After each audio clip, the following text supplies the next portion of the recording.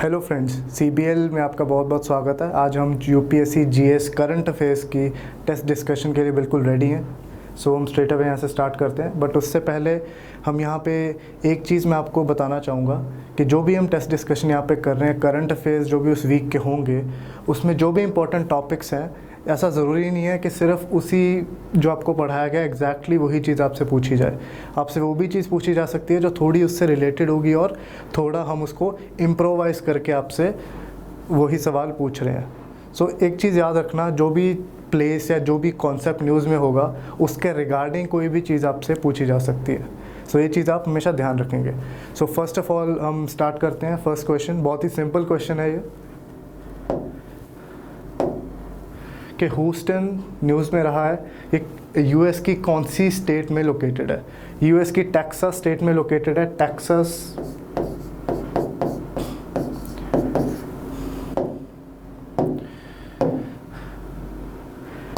जो हमारी स्टेट है वो साउथ यूएसए में पड़ती है और बहुत ही बड़ी स्टेट्स में से एक है। ह्यूस्टन में नासा बेस्ड है।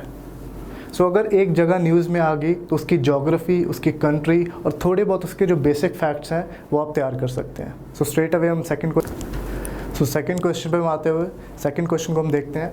चाइनीज़ कम्युनिस्ट पार्टी के ऊपर क्वेश्चन है। चाइनीज़ कम्युनिस्ट पार्टी और उनके प्रेसिडेंट जो है जी जिनपिंग हमेशा ही न्यूज़ में होते हैं। सो चाइनीज़ कम्युनिस्ट पार्टी के बारे में अगर हम डिस्कस करें तो क्वेश्चन यहाँ पे पूछा गया कि वो सबसे बड़ी पॉलिटिकल पार्टी है पूरी दुनिया में। बट ऐसा नहीं है। चाइनीज़ कम्युनिस्ट पार्टी जो सीसीपी है दुनिया की सेकंड लार्जेस्ट पॉलिटिकल बॉडी है, इंडिया की बीजेपी पार्टी के बाद। थोड़ी हैरान कर देने वाली बात है, ये बेसिक फैक्ट्स हमें कई बार नहीं पता होते। सो बहुत ही फैक्चुअल क्वेश्चन है, कोई कॉन्सेप्टल क्वेश्चन नहीं है। और इस चाइनीज़ कम्युनिस्ट पार्टी की एक कोर बॉडी है जिसको बोलते हैं सेंट्रल पॉलिट ब्यूरो।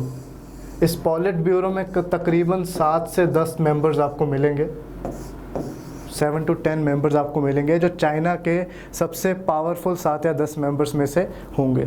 सो उनकी सेंट्रल जो बॉडी है जो इस चाइनीज़ कम्युनिस्ट पार्टी को कहीं ना कहीं रन कर रही है वो कौन सी है? पॉलिट ब्यूरो। सो इसमें फर्स्ट स्टेटमेंट क्या हो जाएगी? रॉन्ग हो जाएगी। सेकेंड अगेन राइट हो जाएगी। सो थर्ड पे मूव करते हुए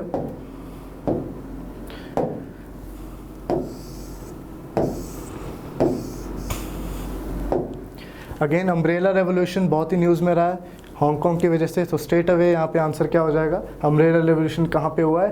हांगकांग में हुआ है। इसका थोड़ा सा बैकग्राउंड मैं आपको देना चाहूँगा। 2014 में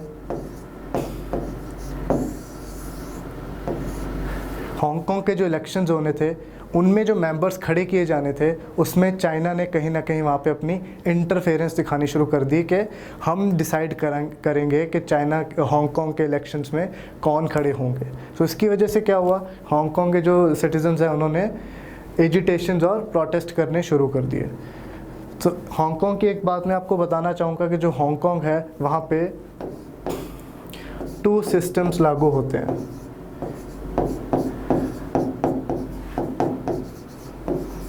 यहाँ पे कहा जाता है it is like 1 country 2 systems। तो यहाँ पे ऑल्दो चाइना के अंडर आ जाता है बट अपनी एक ऐसी सिटी है जो अपने हिसाब से चलती है, अपनी गवर्नेंस खुद अपने हिसाब से ही चलाती है। तो चाइना का ज़्यादा इंटरफेरेंस हांगकांग के लोगों को बर्दाश्त नहीं है। सो 1997 में हांगकांग इससे पहले ब्रिटिश के अंडर था। तो उसके बाद जब चाइना के अंडर इसको ले लिया गया तो कुछ शर्तों के तहत ब्रिटिश ने इनको छोड़ा कि चाइना को दिया। तो उसमें इनकी जो ऑटोनॉमी है हांगकांग की कि गवर्नेंस के मामले में इनको थोड़ी सी आज़ादी दी जाएगी, ये चीज़ उसमें एक और शर्त थी। तो ये सीधा इसका आंसर बन जाएगा हांगकांग अम्ब्रेला रेवोल्यूशन, जो आपने करंट अफेयर्स में डेफिनेटली पढ़ा भी होगा। सो हम आगे चलते हैं।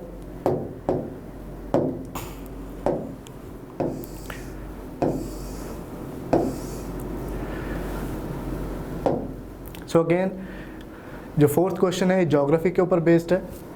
इसमें आई वुड लाइक टू से कि कोई भी जगह जो न्यूज़ में है आप उसको मैप पर ज़रूर लोकेट करें। मैप पर जब आप लोकेट करेंगे तो मैप रिगार्डिंग और जो भी इसकी ज्योग्राफी है वो वाला पोर्शन भी आपका कवर हो जाएगा। फॉर एग्ज़ाम्पल अगर हांगकांग न्यूज़ में है, ताइवान न्यूज़ में है और मान लो आसियान कंट्रीज़ का कोई भी एक मेंबर कंट्री न्यूज़ में है तो ऐसे आपको सवाल पूछे जा सकते हैं कि कौन सा ईस्ट पे है, कौन सा वेस्ट पे है, नॉर्थ से साउथ में इनको अरेंज करो। तो ऐसे सवाल कैसे भी आपको इम्प्रोवाइज करके पूछे जा सकते हैं। तो इसमें आपको यही बताना था कि सबसे ज़्यादा ईस्टर्न पोजीशन पे कौन सी कंट्री लाई करती है, जो कि इसका आंसर होगा ताइवान, क्योंकि सबसे ज़्यादा ईस्ट पे लाई करती है चाइना के मेनलैंड के ईस्ट में, और मकाओ और हांगकांग उनके कहीं ना कहीं साउथ में आ जाते हैं। तो इसका एक ही इलाज है कि मैप जो है एटलस है उसको आप 10 मिनट रोज़ ज़रूर दें। इट इज़ वेरी इंपॉर्टेंट कि मैप को आप 10 मिनट्स दें, क्योंकि याद रखना आप अगर ये सोचेंगे कि आखिरी महीने में मैप करके चला जाऊंगा तो ये चीज़ पॉसिबल नहीं हो पाएगी, क्योंकि ये विजुअल मेमोरी का पार्ट है। जितना ही आप मैप को देखोगे उतने ही आपके दिमाग में ये चीज़ें रहेंगी और आपको उतनी अच्छी याद भी होंगी। सो हम आगे मूव करते हैं। Now on 5th question. Sorry,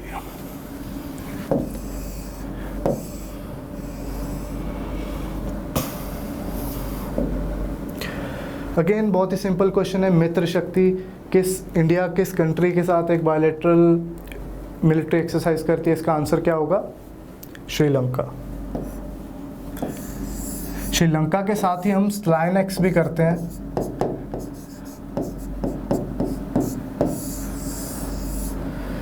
जो कि एक और मिलिट्री एक्सरसाइज है श्रीलंका के साथ। तो ये याद करने वाली चीज़ें हैं, थोड़ा सा आप इसको इनका टेबल बना के याद कर सकते हैं। बिल्कुल फैक्चुअल क्वेश्चन है। इसमें एक दो कॉन्सेप्ट्स आप लगा सकते हो अगर आपको नहीं समझ में आ रहा है। For example operation desert eagle,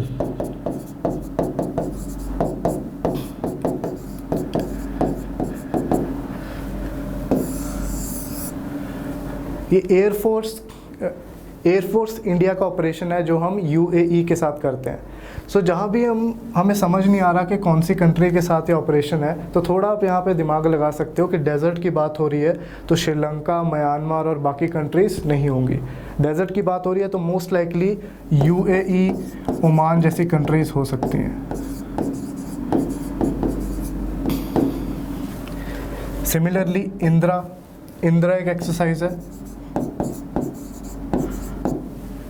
आप इन वर्ड्स को भी कहीं ना कहीं एनालाइज करते हैं कि इंडिया और रशिया बन जाता है। सो इंडिया और रशिया की ये एक्सरसाइज होगी।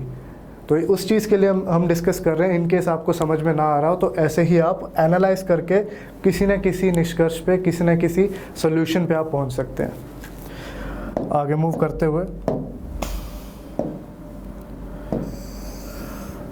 अगेन इंडिया श्रीलंका रिलेशंस के ऊपर एक और क्वेश्चन है। इसमें फर्स्ट स्टेटमेंट हमने कहीं ना कहीं ट्विस्ट की हुई है कि इंडिया श्रीलंका का सेकंड लार्जेस्ट ट्रेडिंग पार्टनर है, बट इंडिया एक्चुअली में लार्जेस्ट ट्रेडिंग पार्टनर है श्रीलंका का। चाइना उसके बाद में आता है। ऑल्दो चाइना का जो इन्फ्लुएंस है वो श्रीलंका में बढ़ता हुआ दिख रहा है। हम्बनतोता पोर्ट काफ़ी न्यूज़ में रहा है, जहाँ पे चाइनीज़ अपने फैसिलिटीज़ को डेवलप कर रहा है। हम्बनतोता पोर्ट भी है, बट उसके बावजूद इंडिया का जो ट्रेड का जो हिसाब किताब है श्रीलंका के साथ, अभी भी इंडिया ही उनका लार्जेस्ट पार्टनर है। और इसी के साथ हमने और भी डील्स करी हुई हैं। न्यूक्लियर एनर्जी हो गया, ह्यूमन ट्रैफिकिंग हो गया, इसके अलावा कल्चरल हो गया। So although some problems are there India Sri Lanka में, बहुत ज़्यादा नहीं है ऑल्दो पाकिस्तान की तरह, बट अच्छे रिलेशंस ओवरऑल हमने मेंटेन करके रखे हुए हैं। सो इसमें फर्स्ट स्टेटमेंट क्या हो जाएगी? रॉन्ग हो जाएगी।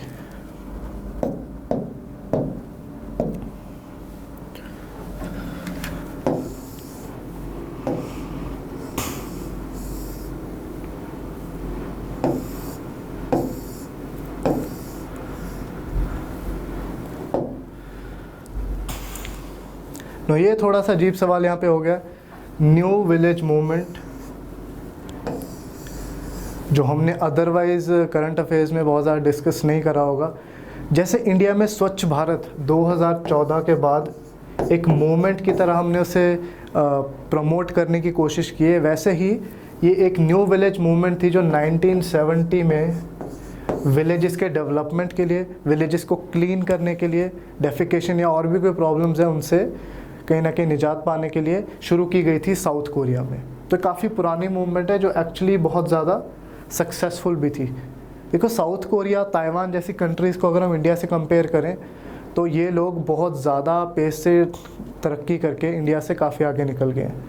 तो अगर हम ये कहें कि इंडिया डेवलपमेंट में कहीं ना कहीं कुछ मायनों में पीछे रह गया है, तो किन कंट्रीज से हम उनको कंपेयर कर सकते हैं? वो साउथ कोरिया, ताइवान, थाईलैंड फिर भी बहुत ज़्यादा अच्छा कंट्री हम नहीं मानेंगे, सिंगापुर, हांगकांग, ये भी 1940s 50s में बहुत अमीर देश नहीं हुआ करते थे, बट आज बहुत आगे निकल गए अपनी अच्छी गवर्नेंस, अपनी अच्छी मूवमेंट्स, अच्छी पॉलिसीज़ के तहत। तो ये एक आप एग्ज़ाम्पल में कोट कर सकते हो। मान लो मेंस में आपको एग्ज़ाम्पल लिख रहे हो, कोई क्वेश्चन एनवायरनमेंट के ऊपर, रूरल डेवलपमेंट के ऊपर लिख रहे हो, तो वहाँ पे ये सारे एग्ज़ाम्पल्स आप कोट कर सकते हो। तो इसका आंसर होगा कोरिया।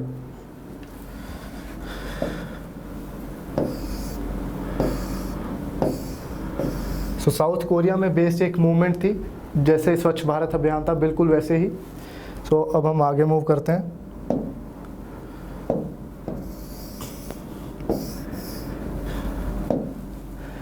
फॉरेन पॉलिसी में एक बहुत ही फेमस चीज़ है कि अगर हम फॉरेन पॉलिसी बना रहे हैं तो छोटे छोटे नेम्स बनाने शुरू कर दें, छोटे छोटे एक्रोनिम्स और एब्रीविएशंस बनाने शुरू कर दें। उसके ही साथ बहुत फेमस है चीज़ कि हम 4 C's 3 D's ऐसे अट्रैक्टिव वर्ड्स हम बनाना शुरू कर दें कि इन एस्पेक्ट्स में हम फॉरेन पॉलिसी का डेवलपमेंट के जो जितनी भी चीज़ें हैं उनको आगे लेके जाएंगे। अब 4C जो है हमें एक्ट ईस्ट पॉलिसी के तहत काफ़ी ज़्यादा सुनने को मिलती है, तो ये भी सवाल आ सकता है कि एक्चुअली में 4C's हैं कौन कौन से। तो इसमें कुछ भी आपको बहुत ज़्यादा कुछ समझने वाली चीज़ नहीं है, थोड़ी मेमोराइज़ करने वाली चीज़ है। तो इसको आप हमेशा टाइम टू टाइम रिवाइज़ करते रहें। सो फर्स्ट 4 ही इसमें जो होगा वो 4C's का पार्ट होगा, कल्चर, कॉमर्स, कनेक्टिविटी और कैपेसिटी बिल्डिंग। अब कैपेसिटी बिल्डिंग थोड़ा सा यहाँ पे अटपटा लग रहा है, बिकॉज कहीं ना कहीं जो हमारे 3 पॉइंट्स हैं उनसे बहुत ज़्यादा मेल नहीं खा रहा है। बट कैपेसिटी बिल्डिंग से हमारा क्या मतलब है? कहीं ना कहीं ह्यूमन डेवलपमेंट के पर्सपेक्टिव में।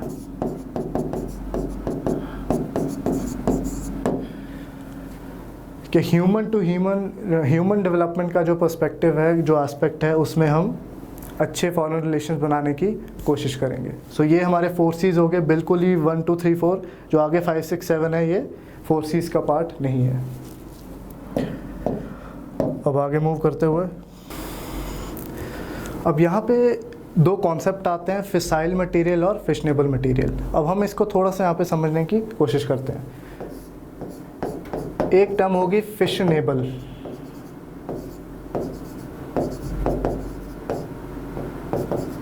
एक हो गई फिसाइल। नेचर में कुछ ऐसे एलिमेंट्स पाए जाते हैं जो रेडियो एक्टिव होते हैं, जो अनस्टेबल होते हैं और जो एमिट करना शुरू कर देते हैं अपनी रेडिएशंस, और कहीं ना कहीं डिसइंटीग्रेट भी होने शुरू हो जाते हैं। सो जो यूरेनियम है वो भी इसी कैटेगरी में आ जाता है, जो कि बहुत ही अनस्टेबल है।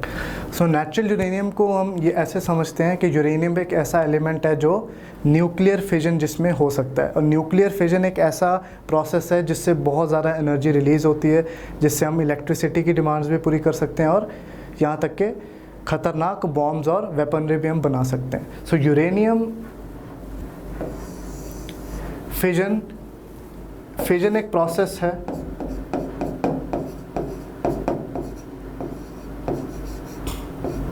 जिससे इलेक्ट्रिसिटी प्रोड्यूस हो सकती है, जिससे हम वेपनरी बना सकते हैं, जो कि बहुत ज़्यादा एनर्जी प्रोड्यूस करने वाली चीज़ है। तो फिजन एक ऐसी चीज़ है जो यूरेनियम में एक्चुअली हो सकती है।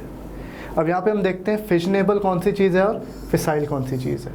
नेचुरल यूरेनियम जो होता है बेसिकली 3 टाइप्स का होता है, U-238, U-235, 235 और 233। U-238 जो है इसमें 99% नेचुरल यूरेनियम आपको मिलेगा।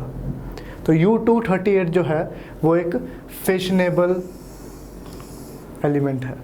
अब फिशनेबल और फिसाइल में क्या डिफरेंस है, यहाँ पे आपको फिर से 2 चीज़ें और समझनी पड़ेंगी न्यूट्रॉन्स के बारे में।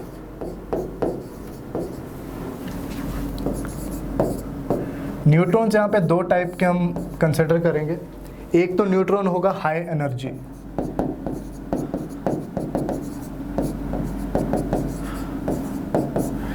हाई एनर्जी न्यूट्रॉन, दूसरा होगा लो एनर्जी।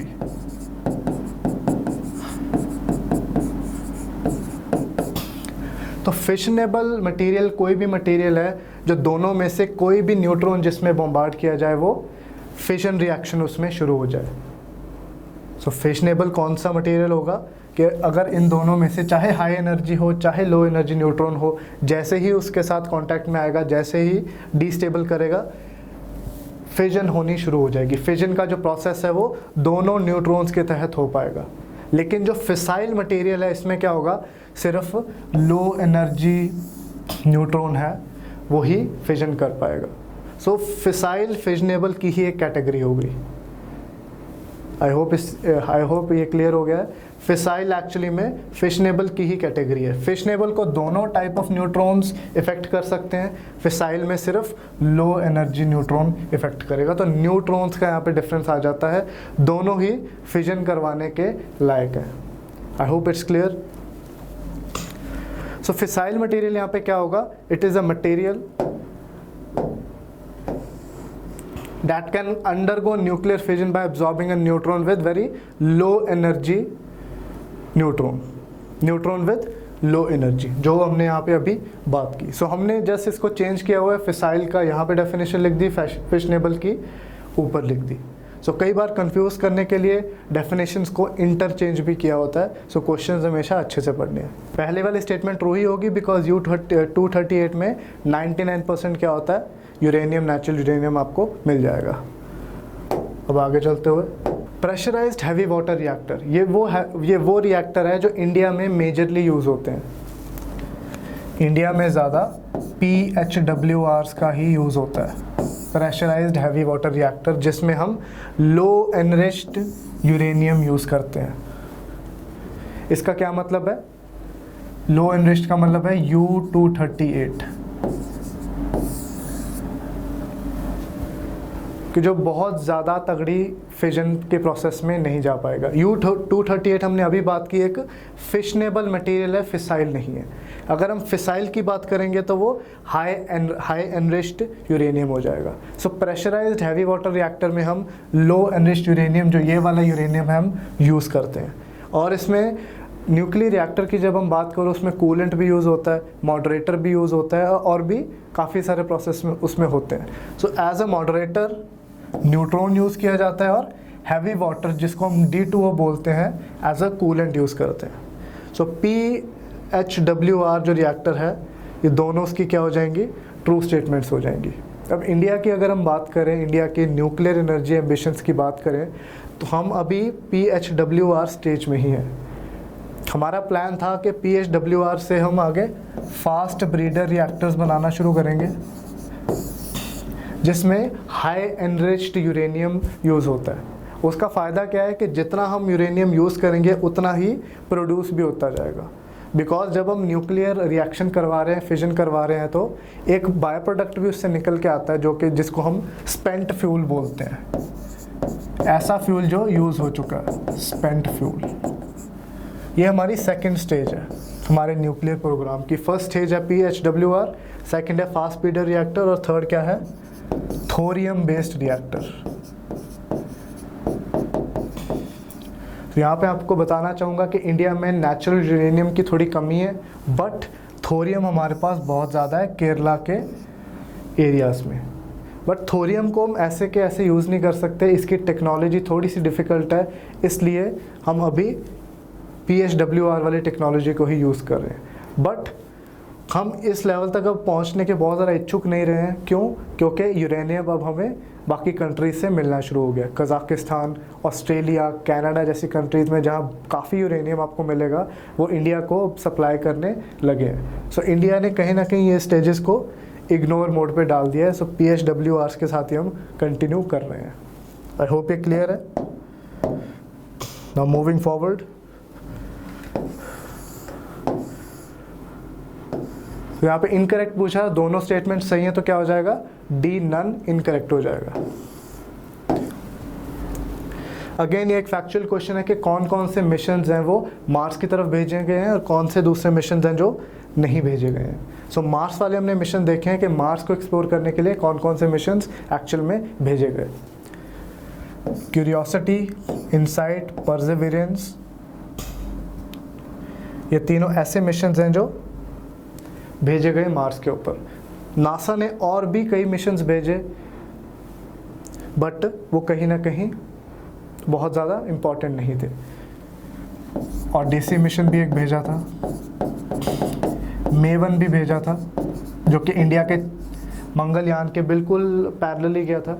सो काफ़ी सारे मिशंस हैं जो मंगल की तरफ भेजे गए थे बिकॉज वो एक ड्राई इलाका है, हम वहाँ पे लैंड करा सकते हैं और यूनिवर्स और बाकी जो सीक्रेट्स है कहीं ना कहीं हम वहाँ से पता लगा सकते हैं। सो 1, 2, 3 इसका आंसर होगा। बट हम 4 और 5 को अगर देखें, ऑल्दो इन्होंने मार्स को तो एक्सप्लोर नहीं किया लेकिन ये भी 2 काफ़ी इंपॉर्टेंट मिशंस हैं। तो वॉयेजर 2 हमने जोवियन और जो भी हमारे लेटर प्लैनेट्स हैं उनके लिए भेजे थे, यूरेनस, नेपच्यून और उससे भी आगे सोलर सिस्टम को पार करने वाले पहले मिशंस में से एक है वॉयेजर 2। सो वॉयेजर 2 आपसे अलग से ही पूछा जा सकता है कि वॉयेजर 2 ने किन एरियाज़ को, किन प्लैनेट्स को, किन स्पेस के ऑब्जेक्ट्स को स्टडी करने की कोशिश की है। सो यूरेनस प्लैनेट है, नेपच्यून प्लैनेट है और इवन बियॉन्ड उसके क्यूपर बेल्ट आपको मिलेगी, ओआरटी क्लाउड्स मिलेंगे, उन चीज़ों को पार कर गया। जो कैसिनी हाइगन्स था ये बेसिकली सैटर्न को एक्सप्लोर करने के लिए भेजा गया था जो अब इसकी लाइफ क्या हो चुकी है, पूरी हो चुकी है। सो 1, 2, 3 इसका आंसर होगा। मूविंग फॉरवर्ड,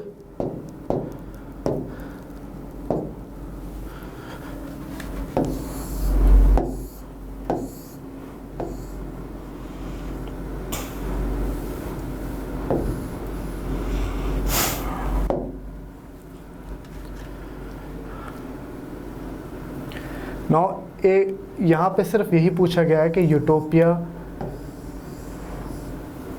यहाँ पे स्पेलिंग थोड़े से गलत हो गए,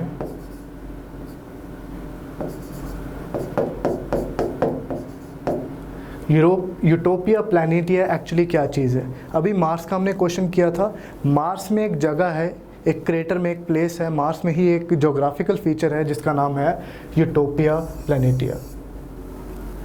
सो जब हम किसी भी स्पेस के बारे में पढ़ते हैं, स्पेस मिशन के बारे में पढ़ते हैं, मार्स के बारे में पढ़ते हैं और भी किसी मून या किसी और चीज़ के बारे में पढ़ते हैं, तो वहाँ पे कुछ ऐसे एरियाज़ हैं जिसमें साइंटिस्ट ज़्यादा इंटरेस्टेड होते हैं। फॉर एग्जांपल अगर हम मून की बात करें तो वहाँ पे आइटकिन बेसिन नाम की चीज़ आपको मिलेगी स्टडी करने के लिए। आइटकिन बेसिन जो कि फार साइड ऑफ द मून में, मून वाली साइड में एग्जिस्ट करती है, जो हमें नेकेड आई से नहीं दिखता क्योंकि हमें मून की हमेशा एक ही साइड हमेशा क्या होती है, विजिबल होती है। सो आइटकिन बेसिन जैसे मून पे एक फीचर है, यूटोपिया प्लैनेटिया क्या चीज़ है, एक बहुत ही बड़ा इम्पॉर्टेंट फीचर है मार्स का, जो कि एक प्लेन है लेकिन एक इम्पैक्ट बेसिन भी उसको माना जाता है। यहाँ पे क्या हुआ होगा पास में, हो सकता है कोई बहुत ही प्रोमिनेंट एस्ट्रॉयड ने आके यहाँ पे गड्ढा कर दिया, एक बहुत बड़ा क्रेटर कर दिया, तो इसलिए काफ़ी ज़्यादा स्टडी के लिए इम्पॉर्टेंट हो जाता है ये यूटोपिया प्लैनेटिया। और बाकी जितने भी जो ऑप्शंस हैं थोड़े से वियर्ड ऑप्शंस हैं जस्ट आपको कंफ्यूज करने के लिए। सो कहने का यहाँ पे मतलब क्या है, ये क्वेश्चन डालने का यहाँ पे क्या पर्पज़ है कि आपको बेसिक टर्म्स क्लियर होनी चाहिए। ऑल्दो बहुत बेसिक नहीं है बट सिंस मार्स न्यूज़ में है, मार्स में जो यूएस और बाकी कंट्रीज़ जो मिशंस भेजने वाली हैं या भेज चुकी हैं वो इम्पॉर्टेंट है, तो मार्स पे जो 1-2 ज्योग्राफिकल और जियोलॉजिकल फीचर्स होंगे वो भी इम्पॉर्टेंट हो जाएंगे। सो इनको इग्नोर नहीं करना कि ये जो टर्म है कोई पूछने वाला नहीं है। सो आगे चलते हुए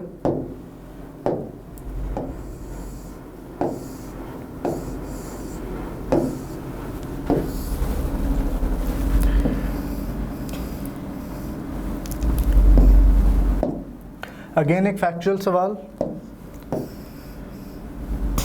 अगेन यहाँ पे एक फैक्चुअल सवाल आ जाता है कि Indian institute of tropical metrology कहाँ पे लोकेटेड है। IITM में काफ़ी हमेशा रिसर्च चलती रहती है। हमने हाल ही में 1-2 साल पहले यहाँ पे प्रत्यूष सुपर कंप्यूटर को भी यहाँ पे हमने इंस्टॉल की है सो दैट जितनी भी रिसर्च करेंगे एनवायरनमेंट के रिलेटेड, क्लाइमेट के रिलेटेड, उसमें ज़्यादा एक्यूरेसी आ पाए। सो पुणे इसका आंसर है। पुणे में काफ़ी इंपॉर्टेंट हमारे इंस्टीट्यूट्स लोकेटेड हैं, काफ़ी इंपॉर्टेंट वहाँ पे सेंटर्स लोकेटेड हैं। For example national institute of virology, national institute of virology, जहाँ पे वायरस और कुछ डिजीज़ के रिगार्डिंग, वैक्सीन्स के रिगार्डिंग क्या होती है, रिसर्च होती है। सो काफ़ी आपको जो इंस्टीट्यूशंस के जो हेडक्वार्टर्स मिलेंगे पुणे में मिल जाएंगे। पुणे महाराष्ट्र की इंपॉर्टेंट सिटी है, सो इस regarding many things are located there. Again factual सवाल है, इसमें कोई कॉन्सेप्ट ऐसा नहीं लग रहा है, सो ये आपको अदरवाइज पता होना चाहिए। Now you have to note it कि आपको हर इंस्टीट्यूट के हेडक्वार्टर्स रटने नहीं बैठ जाना है। जो बहुत इंपॉर्टेंट है उन्हीं के याद करें। अगर एक आध क्वेश्चन आता भी है और मिस भी कर देते हो तो ये कोई कैटास्ट्रॉफी नहीं है, कोई बहुत बड़ा डिज़ास्टर नहीं है। सो इसको बहुत ज़्यादा दिल पे नहीं लेना कि सारे इंस्टीट्यूट्स का आपको पता ही होना चाहिए। जो इम्पोर्टेंट है उन्हीं का हमें देखना है।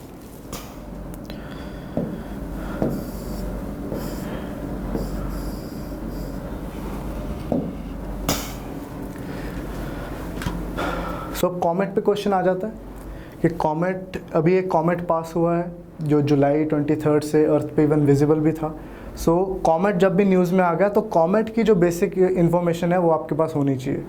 अब इसका ये मतलब नहीं है कि कॉमेट जो आया है उसी के रिगार्डिंग क्वेश्चन पूछा जाएगा। कॉमेट के रिगार्डिंग कोई भी क्वेश्चन आपसे पूछा जा सकता है। सो कॉमेट क्या चीज़ है, यहाँ पे एक ऐसी सेलेस्टियल बॉडी है जो सोलर सिस्टम का ही पार्ट है, जो बहुत ही हाईली एलिप्टिकल ऑर्बिट को फॉलो करती है। फॉर एग्जांपल अगर ये हमारा सन है और ये हमारे प्लैनेट्स हैं तो ये इनके ऑर्बिट्स हैं। ये नियरली सर्कुलर आपको दिख रहे हैं कि सर्कल के जैसे हैं, बहुत ज़्यादा टेढ़े मेढ़े नहीं है। लेकिन अगर हम कॉमेट की बात करें तो गोल नहीं, उनका कहीं ना कहीं ऐसा ऑर्बिट है, बहुत ज़्यादा एलिप्टिकल, और बिल्कुल सर्कुलर में आपको नहीं मिलेगा। थोड़ा सर्कल में एक जगह से बहुत ज़्यादा एक्सटेंडेड, एक जगह से काफ़ी ज़्यादा कम। सो हाईली एलिप्टिकल ऑर्बिट्स होते हैं। और कॉमेट्स की अगर बात की जाए तो आइस, रॉक्स और इन सब चीज़ों से बने होते हैं जो कि सन के रिवॉल्व करते हैं। सबसे फेमस जो कॉमेट है जो हम अपनी टेक्स्ट बुक्स में पढ़ते हैं वो कौन सा रहा है, हैलीज कॉमेट।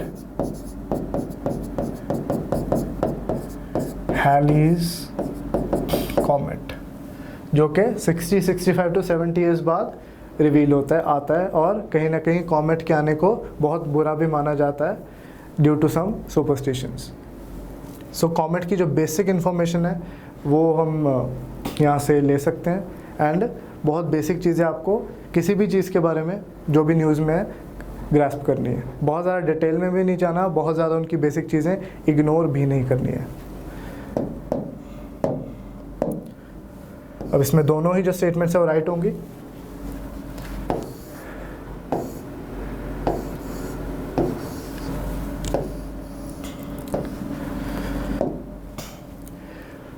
अगेन एस्ट्रॉइड्स के ऊपर हम आ जाते हैं।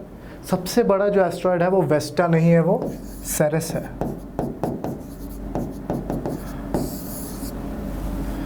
सेरेस काफ़ी बड़ा एस्ट्रॉइड है, इसलिए इसको ड्वार्फ प्लैनेट भी कहा जाता है कि प्लैनेट तो नहीं है बट प्लैनेट का छोटा भाई ज़रूर है। एस्ट्रॉइड जो है वो रॉकी मटेरियल्स हैं। कई जगह किसी एस्ट्रॉइड में काफ़ी इंपॉर्टेंट आपको एलिमेंट्स और मिनरल्स भी मिल जाएंगे, और ये मेजरली आपको जुपिटर और मार्स के बीच में मिलेंगे, लेकिन अपने ऑर्बिट्स को छोड़ के कहीं ना कहीं अर्थ की तरफ और बाकी जगह भी ये लोग जा सकते हैं। सो जो एस्ट्रॉइड्स हैं वो काफ़ी इंपॉर्टेंट एक एस्पेक्ट हो जाते हैं सोलर सिस्टम की पर्सपेक्टिव में, और स्पेशली जो सबसे बड़े हैं जो बिल्कुल अर्थ के पास आ रहे हैं वो एस्ट्रॉइड्स तो काफ़ी इंपॉर्टेंट हो ही जाते हैं। तो सबसे बड़ा है सेरेस, उसके बाद second largest is Vista.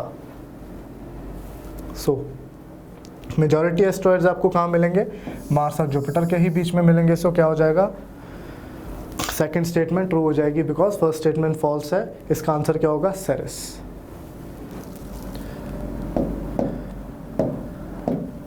Similarly asteroid belt की तरह एक क्यूपर बेल्ट भी है, थोड़ी सी अगर हम उसकी बात करें। सो क्यूपर बेल्ट हमको कहाँ मिलेगी, नेपच्यून के भी बियॉन्ड, नेपच्यून जहाँ तक अपना ऑर्बिट रिवॉल्व कर रहा है अराउंड द सन, उसके भी बियॉन्ड मिलेगी आपको क्यूपर बेल्ट। और उसी क्यूपर बेल्ट में हमें प्लूटो, जो कि अब ड्वार्फ प्लैनेट बनाया जा चुका है आफ्टर 2006, जो इंटरनेशनल एस्ट्रोनॉमिकल यूनियन की जो बैठक हुई थी, प्लूटो को डिमोट कर दिया गया था कहीं ना कहीं प्लैनेट से, ड्वार्फ प्लैनेट, सो वो क्यूपर बेल्ट में ही लाई करता है। जैसे एस्ट्रॉयड बेल्ट है, क्यूपर बेल्ट भी एक काफ़ी बड़ी बेल्ट है जो नेपच्यून के बियॉन्ड एग्जिस्ट करती है, उसके भी परे एग्जिस्ट करती है। तो वहाँ पे भी ड्वार्फ प्लैनेट्स आपको मिल जाएंगे, जैसे कि सेरस और वेस्टा ड्वार्फ प्लैनेट्स हैं एस्ट्रॉयड वाली बेल्ट में।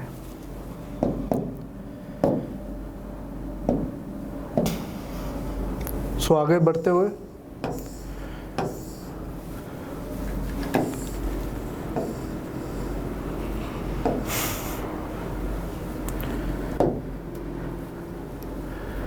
देखो, बिजली गिरने का जो फिनोमिनन है ये काफ़ी कॉमन है और इससे काफ़ी एक्सीडेंट्स भी होते हैं, बट यहाँ पे थोड़ा हैरान करने वाली बात ये है कि लाइटनिंग से सबसे ज़्यादा एक्सीडेंटल डेथ्स होती हैं। सो यहाँ पे जो हमने स्टेटमेंट ट्विस्ट की है वो सेकंड के ऊपर की हुई है। एक्चुअल में जो लाइटनिंग है वो सबसे बड़ा कॉज है, जो नेचुरल एक्सीडेंट्स होते हैं उससे डेथ होने की जो कॉज की बात करते हैं वो उसमें फर्स्ट पे आता है लाइटनिंग। लाइटनिंग से सबसे ज़्यादा डेथ्स होती हैं, तो सेकंड नहीं है, द बिगेस्ट कंट्रीब्यूटर है एक्सीडेंटल डेथ्स जो कि नेचुरल कॉजेज़ की वजह से हो रही हैं। और सबसे ज़्यादा अगर आप लाइटनिंग की बात करो तो ईस्टर्न इंडिया में आप बिहार की बात कर लो, उड़ीसा की बात कर लो, यूपी की बात कर लो, वहाँ पे काफ़ी ज़्यादा क्वांटम ऑफ जो लाइटनिंग स्ट्राइक्स हैं आपको मिलेंगी। इवन आंध्र प्रदेश और साउथ इंडिया में भी आपको काफ़ी मिलेंगी। आंध्र प्रदेश में रिकॉर्ड है कि एक ही दिन में काफ़ी 12-13,000 लाइटनिंग स्ट्राइक्स का वहाँ पे रिकॉर्ड किया गया। सो ये एक ऐसा डिपार्टमेंट है जो कहीं ना कहीं हम इग्नोर कर देते हैं कि लाइटनिंग की वजह से जितनी भी जो डेथ्स हो रही हैं, जो अवॉइडेबल हैं, जो कहीं ना कहीं उनको बचाया जा सकता है। सो लाइटनिंग यहाँ पे एक इम्पॉर्टेंट नेचुरल एक डिज़ास्टर है जो कि अब कहीं ना कहीं सरकार के नोटिस में आ रहा है। इसीलिए दामिनी ऐप भी लाइटनिंग के ही चक्कर में वार्न करने के लिए, अलर्ट्स हमारे फैलाने के लिए, कहीं ना कहीं जागरूक करने के लिए डेवलप की गई है by ministry of earth sciences. So first statement wrong हो जाएगी बिकॉज ये बिगेस्ट कंट्रीब्यूटर है, सेकंड बिगेस्ट नहीं है। सो 2B will be it's answer. So again यहाँ पे डिस्कस करने वाली बात यह है कि कोई भी जो डिज़ास्टर है जो पिछले एक साल में जिसकी वजह से काफ़ी डेथ्स हुई हैं, या कहीं ना कहीं पे इम्पॉर्टेंट तो है बट ज़्यादा न्यूज़ में नहीं आया, सो वो डिज़ास्टर्स बहुत इंपॉर्टेंट हो जाते हैं। यूपीएससी में एक बात आप हमेशा याद रखना, जो बहुत ज़्यादा न्यूज़ में है वो इम्पॉर्टेंट नहीं होता। जो कहीं ना कहीं इम्पॉर्टेंट चीज़ है बट न्यूज़ से कहीं ना कहीं इग्नोर हो गई है, वो न्यूज़ सबसे ज़्यादा इम्पॉर्टेंट हो जाती है यूपीएससी में।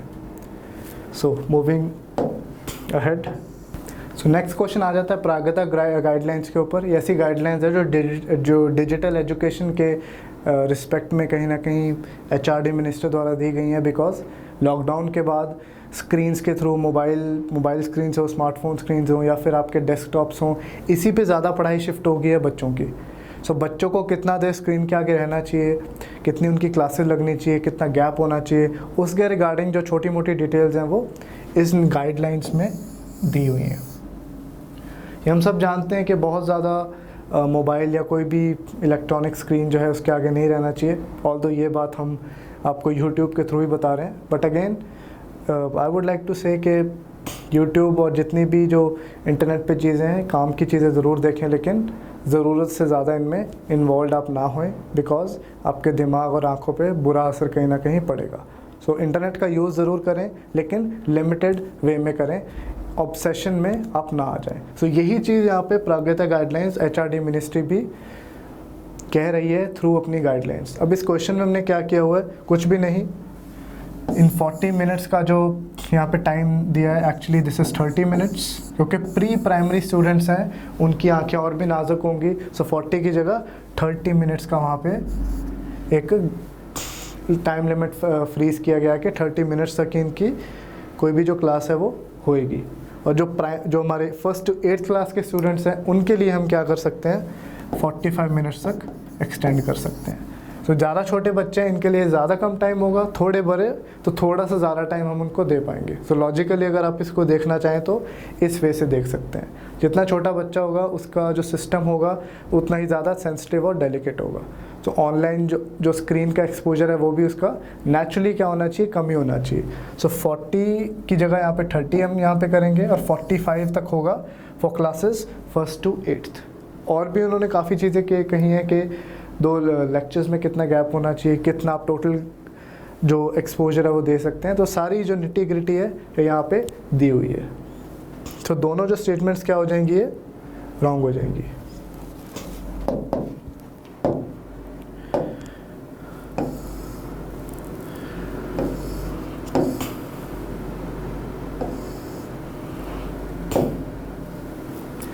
अब नालसा का केस है बहुत फेमस 2014 का, ये ट्रांसजेंडर राइट्स के ऊपर है।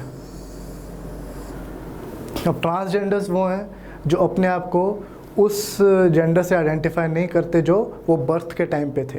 अब ट्रांसजेंडर्स को रिगार्डिंग अब काफ़ी ज़्यादा अवेयरनेस हो रही है, लेकिन इन द पास्ट काफ़ी ज़्यादा डिस्क्रिमिनेशन अगेंस्ट इनकी की गई है, की जाती है। कहीं ना कहीं सोसाइटी इनको एक्सेप्ट नहीं करती, इसलिए सुप्रीम कोर्ट ने इस जजमेंट में इनके राइट्स की बात की गई है कि 3rd जेंडर हमें इंक्लूड करना है। हम चाहे एजुकेशन इंस्टीट्यूशंस की बात करें, चाहे जॉब्स की बात करें, इनके लिए अलग से कैटेगरी बना दी गई है, that is 3rd gender transgenders के लिए। सो काफ़ी लैंडमार्क जजमेंट था एपेक्स कोर्ट का, नालसा जजमेंट 2014, जो कि ट्रांसजेंडर्स के राइट्स के ऊपर था। इंडिया में कहीं ना कहीं अब भी इनका जो एक्सेप्टेंस है वो इतना नहीं है, बट स्टिल अब चीज़ें थोड़ी थोड़ी इम्प्रूव हो रही हैं। अब ट्रांसजेंडर्स या फिर हम अगर किन्नर कम्युनिटी की बात करें, आज उनकी हालत काफ़ी ज़्यादा तरसी हो गया, काफ़ी ज़्यादा अच्छी आप नहीं कहेंगे, but in the past historical context में अगर हम देखें तो इंडिया में उनका जो स्टेटस था एक्चुअली में इतना पुअर नहीं था। अगर हम बात करें जो मुग़ल हरम होता था या फिर जो रानियाँ होती थी राजाओं की, उनके जो सर्वेंट्स होते थे, उनके जो कहीं ना कहीं हेल्पर्स होते थे, वो किन्नर कम्युनिटी से ही होते थे।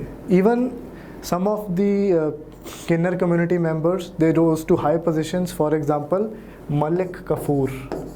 जस्ट फॉर एग्जांपल अगर मैं बताऊं, मलिक कफूर जो कि अलाउद्दीन खिलजी के जनरल थे और काफ़ी हाई पोस्ट तक वो रहे।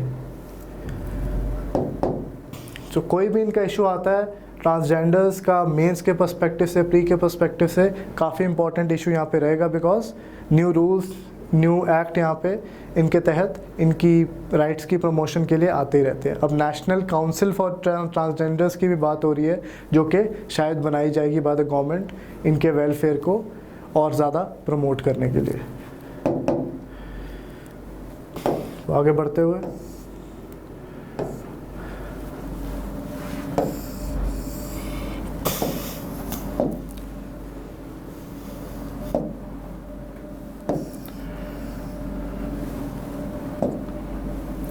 अब पिछले कुछ सालों में देखा गया है कि जो इंडेक्सेस हैं, इंडेक्स हैं, स्टडीज़ हैं, रिपोर्ट्स हैं, ये काफ़ी ज़्यादा इंपॉर्टेंट हो गई हैं यूपीएससी में। सीधा क्वेश्चन आपसे पूछ लेते हैं कि ये रिपोर्ट, ये इंडेक्स किस ऑर्गेनाइजेशन ने दिया, किस इंस्टीट्यूट ने दिया। अब ये ऐसी ही चीज़ है जिसमें अगेन बहुत ज़्यादा कॉन्सेप्ट आप नहीं लगा पाओगे।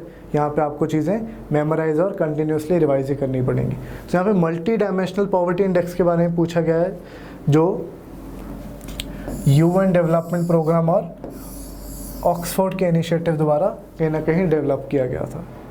अगर आप इसका थोड़ा सा लॉजिक मानना चाहें तो मल्टी डायमेंशनल इंडेक्स में कहीं ना कहीं पाकिस्तान के फेमस इकोनॉमिस्ट थे महबूब उल हक, अमर्त्य सेन भी उसमें थे, उनके डेवलपमेंट में कहीं ना कहीं उनका भी रोल था। सो उन्होंने ऑक्सफोर्ड के रिगार्डिंग काफ़ी काम किया है, ऑक्सफोर्ड के साथ काफ़ी एसोसिएटेड रहे हैं, इसलिए ऑक्सफोर्ड कहीं ना कहीं आप कनेक्ट कर सकते हैं मल्टी डायमेंशनल पॉवर्टी इंडेक्स से, इवन अगर आपको नहीं भी पता तो। अदरवाइज इसमें तुक्का मारना थोड़ा सा मुश्किल हो जाता है। इसमें एक ही इलाज है कि you should note them down और कंटिन्यूसली आप रिवाइज करते रहें। सो आंसर इसका हो जाएगा C 1 and 3, Yale University, Cornell University यहाँ पे रॉन्ग हो जाएंगे।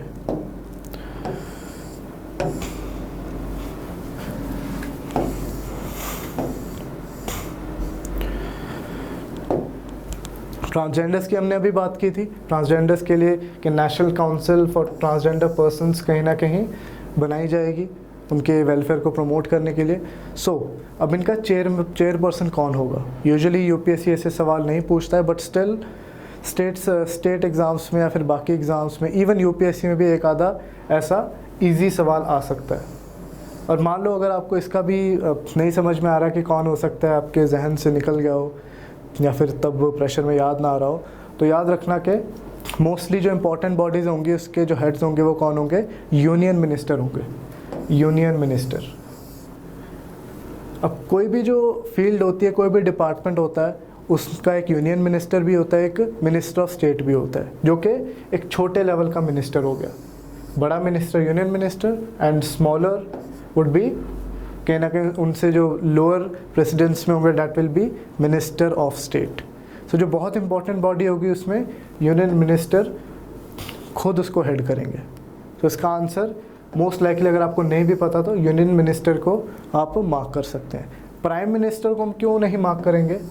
बिकॉज प्राइम मिनिस्टर बहुत ज़्यादा इंपॉर्टेंट बॉडीज़ को हेड करेंगे, बिकॉज और भी गवर्नेंस की चीज़ें इन्होंने देखनी है। सो प्राइम मिनिस्टर का जो रोल है वो बहुत ज़्यादा इंपॉर्टेंट बॉडीज़ में आएगा। फॉर एग्जांपल कोई डिज़ास्टर मैनेजमेंट की कमेटी होगी, वाइल्ड लाइफ के रिगार्डिंग कमेटी होगी, जो बहुत ही जो इंपॉर्टेंट चीज़ें हैं उनमें प्राइम मिनिस्टर का जो चेयरपर्सन जो अपॉइंट होंगे या उनके हेड होंगे, उनमें आपको प्राइम मिनिस्टर का रोल ज़्यादा इंपॉर्टेंट दिखेगा।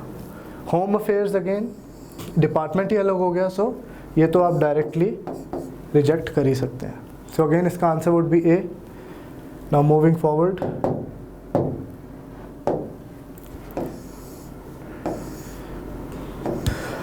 सो अब हम मूव करते हैं नेक्स्ट क्वेश्चन पे, जो कि एसडीजीज के ऊपर है, सस्टेनेबल डेवलपमेंट गोल्स। आपको 17 एसडीजीज मिलेंगे, उनमें से पहले 5-6 आपको पता होने चाहिए, सबको ऐसे रटने की ज़रूरत नहीं है। जो इंपॉर्टेंट है वो वाले आप याद कर सकते हो। तो सबसे पहले गोल 1 आपको रिमेंबर करना है कि गोल 1 पॉवर्टी से रिलेटेड है। जो वर्ल्ड की सबसे बड़ी जो प्रॉब्लम है वो गरीबी है। The biggest problem in the world is poverty. So poverty को हमेशा सबसे ज़्यादा पहले प्रायोरिटी दी जाएगी। गोल 1 सबसे मेन जो चीज़ हमने करनी है वो वर्ल्ड से गरीबी, जो एक्सट्रीम गरीबी है उसे हटाना है। पॉवर्टी जब हमने हटा दी तो हम क्या करेंगे कि हम बोलेंगे कि भाई सबको बढ़िया खाना मिल जाए। वैसे तो खाना हमारी बेसिक नीड है, पर अगर पॉवर्टी को हमने चेक कर दिया तो हंगर का भी कहीं ना कहीं चेक हो जाएगा। So goal 1 would be poverty and goal 2 would be hunger. So ये दोनों हमने एक्सचेंज कर दिए एंड आंसर वुड बी 3। तो ऑलवेज़ यहाँ पे रिमेंबर करना, याद रखना कि जो गोल 1 है, सबसे जो मेजर गोल है अभी पूरी दुनिया की जो जितनी भी गवर्नमेंट्स हैं, यूएनओ है, जो भी है, वो है गरीबी को हटाना। So poverty is the biggest, you can say the goal. सबसे जो बड़ी प्रायोरिटी है पॉवर्टी को हटाना ही होगी। तो आगे चलते हुए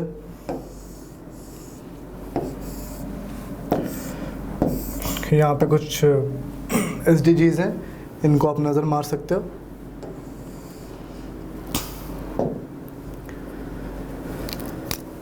जो मैटरनल मोर्टेलिटी रेट है वो क्या चीज़ है? 1 लाख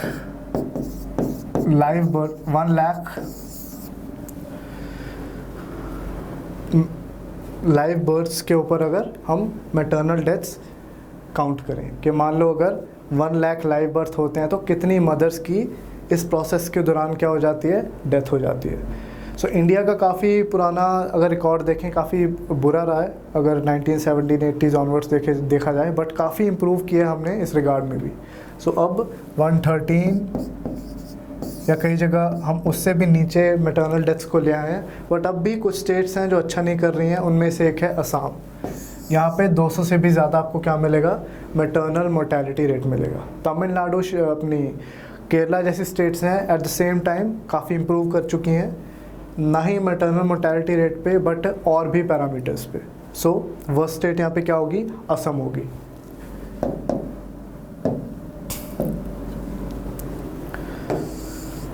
इधर वे अगर आपको याद भी रखना हो, तमिलनाडु, केरला और कुछ जगह पे पंजाब, हरियाणा भी आ जाते हैं। सोशल इंडिकेटर्स में इनकी जो पोजीशन होगी वो ज़्यादातर अच्छी ही होगी। बिहार, उड़ीसा, असम, ये कुछ स्टेट्स हैं जो कुछ सोशल इंडिकेटर्स में कहीं ना कहीं पीछे रह गए हैं।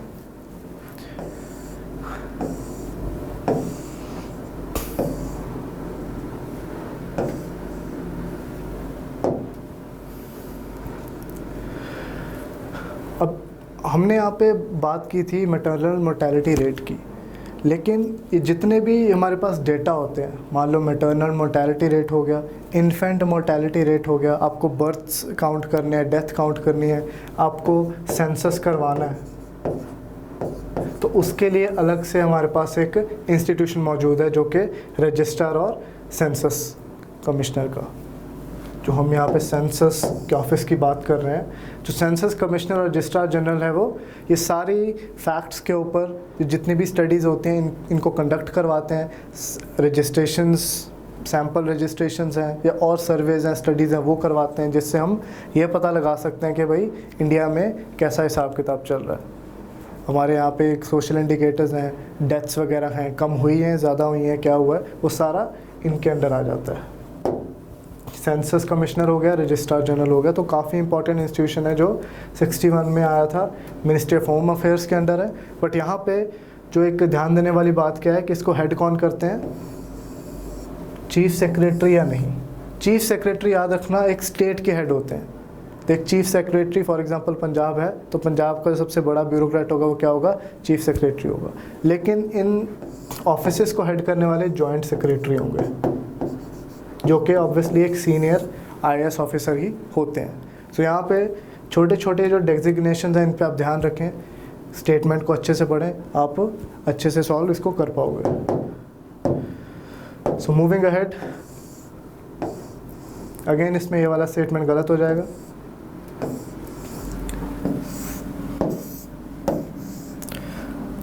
Now 24th क्वेश्चन,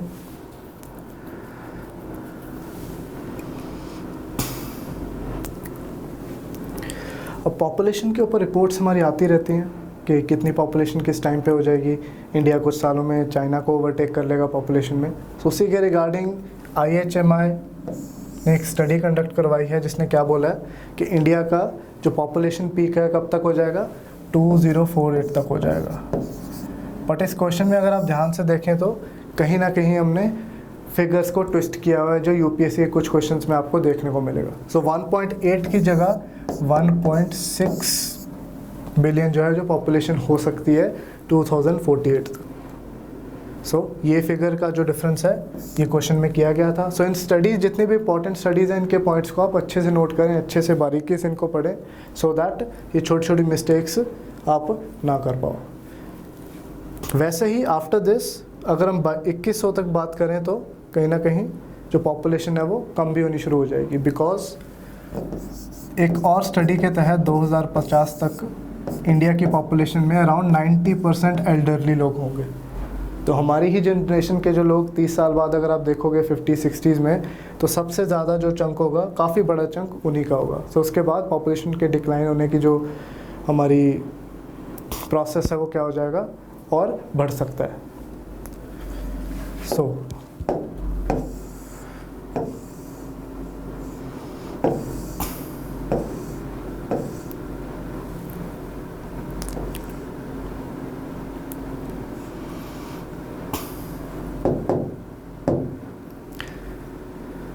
अगेन ये कुछ फैक्ट्स हैं, आप नोट कर सकते हो कि कितना पॉपुलेशन कितना होगा। ये जो स्टडीज़ में फैक्ट दिए हुए हैं यहाँ पे आंसर में आप नोट कर सकते हो।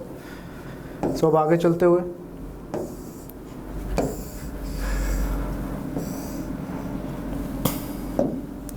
अब वर्ल्ड फूड प्रोग्राम, अगेन हमने बात की थी कि पॉवर्टी को, हंगर को रिमूव करना कितनी इंपॉर्टेंट चीज़ है। तो UN का सबसे इम्पॉर्टेंट एक फूड असिस्टेंस की एक बॉडी है जो काफ़ी पुराने टाइम से हंगर को मिटाने के क्षेत्र में काम कर रही है। So it is a food assistance branch of UN। तो वर्ल्ड की लार्जेस्ट ब्रांच भी हम इसको कह सकते हैं, वर्ल्ड फूड प्रोग्राम। लेकिन इसमें याद रखना, जो भी फूड और कहीं ना कहीं एग्रीकल्चर से रिलेटेड जितनी मेन ऑर्गेनाइजेशंस हैं, उनके हेडक्वार्टर्स ज़्यादातर आपको इटली के रोम में मिलेंगे। फूड एंड एग्रीकल्चर ऑर्गेनाइजेशन है, इंटरनेशनल लेबर ऑर्गेनाइजेशन है, सो उनका हमें कहाँ मिलेगा, पेरिस की जगह रोम में मिलेगा। तो इसका रोम आंसर होगा, तो सेकंड स्टेट में यहाँ पे रॉन्ग हो जाएगी। पेरिस को हम ज़्यादा कल्चरल चीज़ों से एसोशिएट करते हैं, फॉर एग्जांपल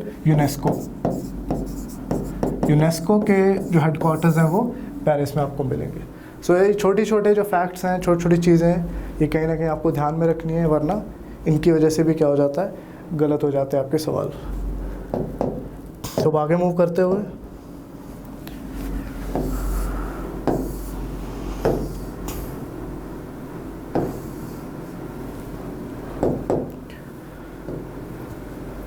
तो आपको कॉन्टिनेंट्स को अरेंज करना है in the order, in the increasing order के सबसे कम हंगर कहाँ पे है, उसके बाद उससे ज़्यादा हंगर कहाँ पे है और सबसे ज़्यादा हंगर कहाँ पे है। अगर हंगर की हम बात करें कि नंबर वाइज सबसे ज़्यादा हंगरी लोग कहाँ पे हैं, यूएन और बाकी इंस्टीट्यूशंस के डेफिनेशन के अकॉर्डिंग, तो वो एशिया में है।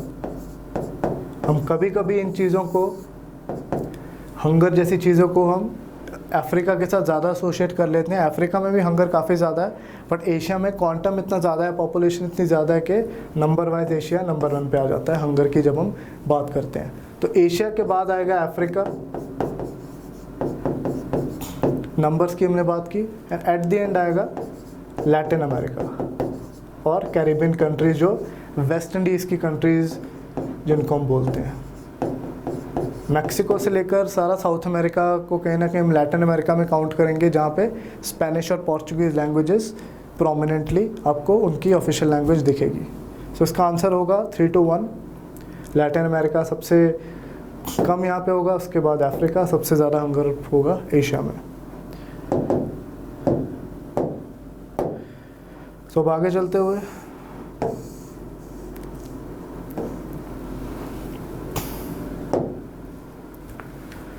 अब सेबी की बात हम करते हैं, securities and exchange board of India. देखो जितने भी हम शेयर्स खरीदते हैं, डिबेंचर्स खरीदते हैं, और ये सारा जो ट्रांजैक्शंस हैं ये, इनको कौन मैनेज करता है, इनको ओवरसी कौन करता है, रेगुलेट कौन करता है, सेबी करता है। तो यहाँ पे चेयरपर्सन की बात हो रही है कि इसको नॉमिनेट कौन करता है। अगर आपको नहीं भी पता तो यहाँ पे एक चीज़ ध्यान देने वाली है कि जो सेबी है, जो शेयर बाज़ार में कहीं ना कहीं उसको रेगुलेट करने वाली बॉडी है शेयर बाज़ार को, उसका आरबीआई के साथ डायरेक्ट कोई नाता नहीं है। सच आरबीआई एक डिफरेंट बॉडी है, इंडिपेंडेंट है, और सेबी एक इंडिपेंडेंट बॉडी है, जो कि एक स्टैट्यूटरी बॉडी है, जो एक एक्ट के तहत बनाई गई थी 1992 में। उससे पहले आ गया था, बट बाद में इसको स्टैट्यूटरी बॉडी बना दिया गया था। तो इसका चेयरपर्सन जब अपॉइंट होगा तो आरबीआई का रोल होने के चांसेस उसमें बहुत ही कम हो जाते हैं। तो यहाँ पे फर्स्ट स्टेटमेंट रॉन्ग हो जाएगी, बिकॉज आरबीआई नहीं, government of India he nominate करती है सेबी के चेयरपर्सन को। सो आरबीआई यहाँ पे क्या हो जाएगा, गलत हो जाएगा। और निधीज, चिट फंड्स, कोऑपरेटिव्स अगर हम बात करें तो ये भी कहीं ना कहीं सेबी से बाहर ही आते हैं। इनका सेबी से एक्चुअली कोई लेना देना ही नहीं है। निधि कंपनी आप ऐसे समझ सकते हो कि जैसे हम कमेटियाँ डालते हैं फॉर एग्ज़ाम्पल सेव करने के लिए, कि 12 बंदे हैं, सब ने 1-1 हज़ार रुपये डाला, और एक साल बाद या जितने भी डिसाइडेड आपका टाइम होगा, एक मेंबर सारे मेंबर्स का जो कलेक्शन है उसको निकाल लेगा और अपने लिए यूज़ कर सकता है। तो ये इनफॉर्मल तरीके होते हैं पैसे बचाने के, कमेटियाँ डालना, ये सारी चीज़ें कहीं ना कहीं आपने सुनी होंगी। और चिट फंड्स भी वैसे ही होते हैं, इनफॉर्मल तरीके से या फॉर्मल तरीके से पैसा सेव करना। अदरवाइज़ तो अगर हम देखें ये आरबीआई के अंडर होने चाहिए, बिकॉज पैसे का लेन देन इसमें है। कहीं ना कहीं लोगों का पैसा इकट्ठा करके उसको इन्वेस्ट किया जाता है और उनको रिटर्न्स प्रॉमिस किए जाते हैं कि इतना आपको मिलेगा या नहीं मिलेगा। बट ये सेबी से तो इनका कोई नाता नहीं है, बट आरबीआई से भी इनका कोई नाता नहीं है। सो ये दोनों ही स्टेटमेंट्स क्या हो जाएंगी, रॉन्ग हो जाएंगी।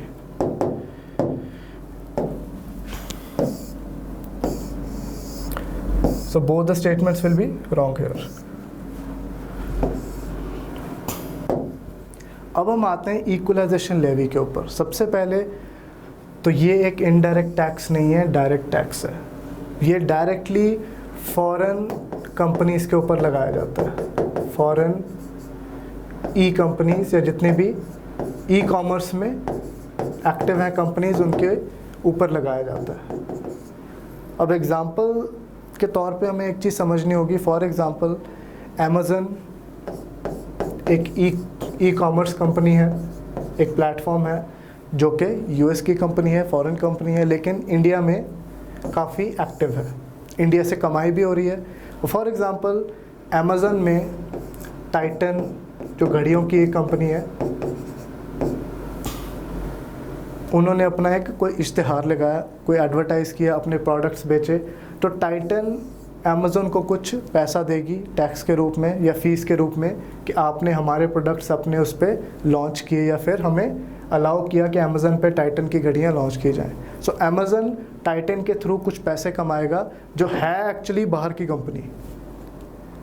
तो इस पे जो टैक्स लगाया जाएगा टाइटन से फीस लेने के रिस्पेक्ट में, उसको हम क्या बोलेंगे? Equalisation levy. बिकॉज ये बाहर की कंपनी है, इंडिया में आके इंडियन कंपनीज़ को सर्विस दे रही है और बदले में उससे पैसा ले रही है, लेकिन ये पैसा सारा बाहर जा रहा है। इसलिए इंडियन गवर्नमेंट क्या कहेगी कि आप इंडिया में आके ऑपरेट कर रहे हो, तो जो इंडियन कंपनी से जो आप पैसा ले रहे हो उनको सर्विस देने की रिस्पेक्ट में आपको उसका हमें टैक्स देना पड़ेगा। तो डायरेक्ट अमेज़न पे जो टैक्स लगाया जाएगा उसको हम इक्वलाइजेशन लेवी बोलेंगे। जैसे इनकम टैक्स होता है, हमारी ही इनकम के ऊपर होता है, तो वो एक डायरेक्ट टैक्स हो जाता है। तो इसीलिए ये स्टेटमेंट रॉन्ग हो जाएगी, it will be a direct tax. तो बिजनेस टू बिजनेस ट्रांजैक्शंस में जैसे हमने बात की, डिजिटल एडवर्टाइजिंग स्पेस में इनको लगाया जाता है 6% इसकी रेट है। आई होप ये समझ में आ गया होगा आपको। सो इसमें सेकंड स्टेटमेंट क्या होगी? करेक्ट होगी, बिकॉज इनडायरेक्ट टैक्स एक नहीं है।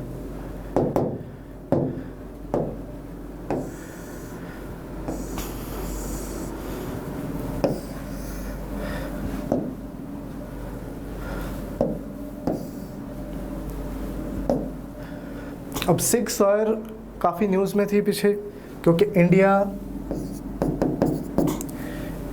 इंडिया का चाइना के साथ जो भी मुठभेड़ हुआ उसमें कहीं ना कहीं हमें अपने आप को मॉडर्नाइज़ करने की ज़रूरत समझ में आ रही है कि हमारे पास बेटर राइफल्स होनी चाहिए, बेटर एयरक्राफ्ट्स होने चाहिए, और भी मिलिट्री हार्डवेयर क्या होना चाहिए, बेटर होना चाहिए। तो हमारे पास जो राइफ़ल्स वगैरह हैं वो काफ़ी पुरानी हैं, जिनको हमने अभी तक अपग्रेड नहीं किया हुआ है। अभी तक हम इंसास एक कैटेगरी ऑफ राइफल्स हैं जिनको यूज़ कर रहे हैं, इंसास। अब उनको रिप्लेस करने के लिए सिग सॉयर एक कंपनी है यूएस की, क्योंकि पहले एक जर्मन कंपनी थी, जर्मन से आगे इसकी ब्रांचेस निकल गई हैं, फायर आर्म्स और भी चीज़ें इन्होंने बनानी शुरू कर दी हैं। सो ये सिग सॉयर एक कंपनी है जो कि राइफल्स और फायर आर्म्स में डील करती है, जिसके साथ हमने अब डील की है कि वहाँ से हम फायर आर्म्स वगैरह मंगवाएंगे अपने आप को मॉडर्नाइज़ करने के लिए। सो बेसिक ब्रांड्स हैं जो न्यूज़ में है, उनके बारे में थोड़ा सा आप जान सकते हो। अगर नहीं भी पढ़ोगे तो अगेन कोई डिज़ास्टर नहीं है, आप ऐसे क्वेश्चंस को स्किप भी कर सकते हो।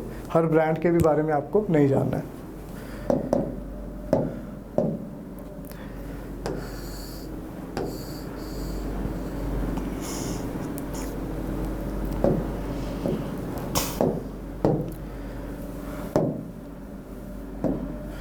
अब हम बात करते हैं ऑर्डिनेंस फैक्ट्री बोर्ड। अब यहाँ पे गौर करने वाली बात है, ये ऑर्डिनेंस नहीं है, ये ऑर्डिनेंस है। जब भी आप ऑर्डिनेंस वर्ड देखोगे तो इसका जो ताल्लुक है किससे होगा? डिफेंस से होगा, प्रोडक्शन से होगा, डिफेंस मैन्युफैक्चरिंग से होगा। तो ऑर्डिनेंस फैक्ट्री बोर्ड जो है ये किस में डील करता है? हथियारों को डेवलप करने में, मैन्युफैक्चर करने में, डिज़ाइन करने में। तो डिफेंस में जितनी भी डेवलपमेंट हो रही है, चाहे प्रोडक्शन हो रहा है, चाहे उनका रिसर्च हो रहा है, चाहे डिज़ाइन हो रहा है, उनमें ऑर्डिनेंस फैक्ट्री बोर्ड का बहुत इंपॉर्टेंट रोल है। ऑर्डिनेंस यहाँ पे बीच में नहीं आएगा। सो ऑर्डिनेंस फैक्ट्री बोर्ड क्या है? मिनिस्ट्री ऑफ डिफेंस का ही एक डिपार्टमेंट है और वर्ल्ड का सबसे बड़ा प्रोडक्शन ऑर्गेनाइजेशन है जो कि गवर्नमेंट ऑपरेटेड है, जो कि हथियार वगैरह बनाना, रिसर्च करना और इन सब रिलेटेड चीज़ों के रिगार्डिंग काम करता है। सो अगेन इसमें क्या हो जाएगा? दोनों चीज़ें ट्रू हो जाएंगी।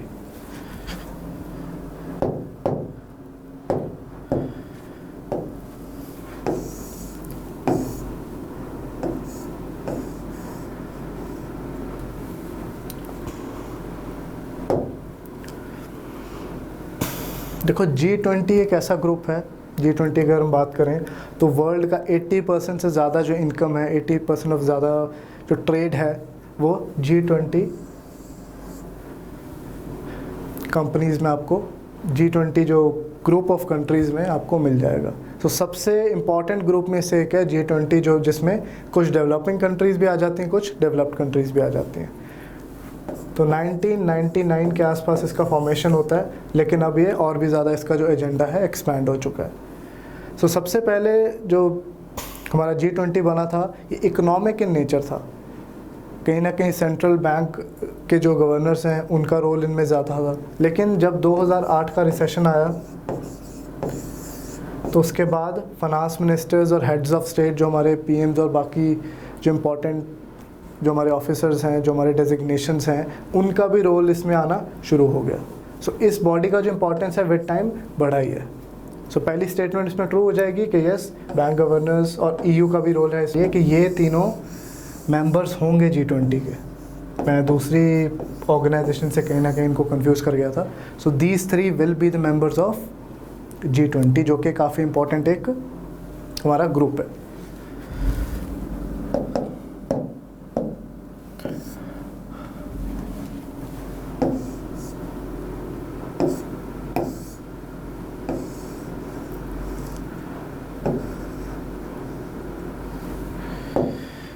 अभी हम पॉलिटी के क्वेश्चंस के ऊपर आ जाते हैं। Governor is the head of the government of a state. अब यहाँ पे याद रखना है, जो गवर्नर होता है वो हेड ऑफ द स्टेट होता है, गवर्नमेंट नहीं होता। हेड ऑफ द गवर्नमेंट कौन होगा स्टेट में? हमेशा CM होगा। सरकार का हेड कौन होता है? चीफ मिनिस्टर होता है। सो ये जो छोटी छोटी यहाँ पे स्टेटमेंट्स है, एक एक दो दो जो वर्ड्स यहाँ पे कभी कभी उल्टे सीधे डाले होते हैं, ये चीज़ आप ज़रूर अच्छे से पढ़ें। So a governor is the head of the state and not the government. Head of the government हमेशा क्या होगा? CM होगा। एंड सेकंड, अगर हम बात करें the appointment and other aspects associated with the governor, कौन से पार्ट में डिस्कस है? ये पार्ट 6 ऑफ द कॉन्स्टिट्यूशन है।